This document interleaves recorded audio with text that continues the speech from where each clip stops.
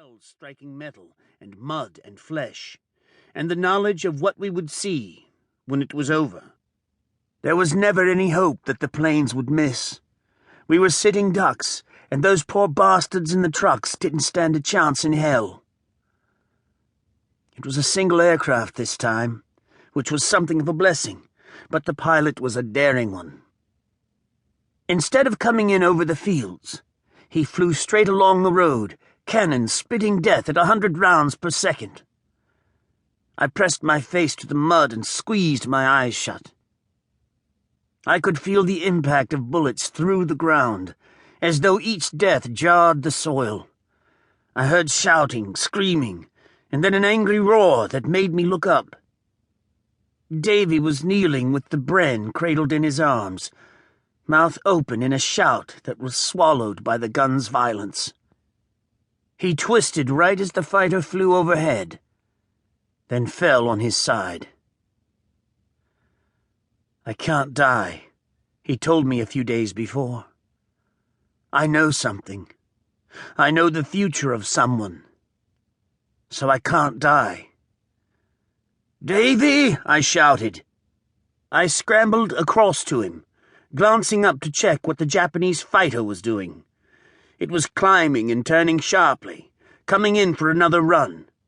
I reached my mate, and the look on his face when he told me he couldn't die was already haunting me. He rolled over and grinned up at me. "Another magazine," he said. "I think I dinged the bastard that time." Davy lifted the Bren and snapped out the empty magazine, reloading just as the fighter swooped in and opened fire again. "Stay low!" I shouted. But I don't think Davy heard me.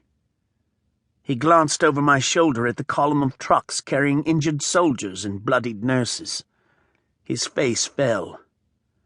Then he stood and shouldered the machine gun, legs splayed, and opened fire.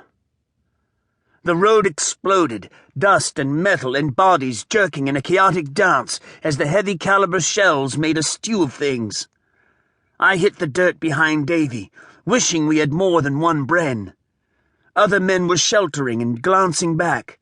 I could see the look in their eyes as they watched Davy stand his ground against the Zero, a mixture of respect and disbelief. "Davy!" I shouted. "I can't die," he'd said. "I know something."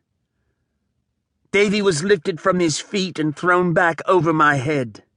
His boots struck my helmet, and I felt blood spatter down across my back and shoulders. For a second, it looked as though he had taken off in pursuit of the Zero. But then he hit the mud behind me, and the fighter twisted away, heading back across the fields. "Davy," I said, "you can't die." But he was dead already. I could see that. No way a man could survive those injuries. No way. I went to him first anyway, because he was my friend, and he'd have done the same for me. While other men were climbing from their trenches to help out on the road, I knelt at Davy's side and reached for his dog tags. His hand closed around my wrist. He shouldn't have been able to talk, not with his head damaged like that. But his tongue lolled in his mouth, and his remaining eye was a stark white against the blood. It turned and fixed on me. "Jungle," he said. "Saw him in the jungle. Snake in his eye. I knew. I heard and I knew. Terrible things, Jack. Too bad to remember. So I wrote them all down. Can't let the Japs have it. Can't let them know. Find it. Have to find it. One piece of paper. But it could change the world. That's what the jungle told me. The trees.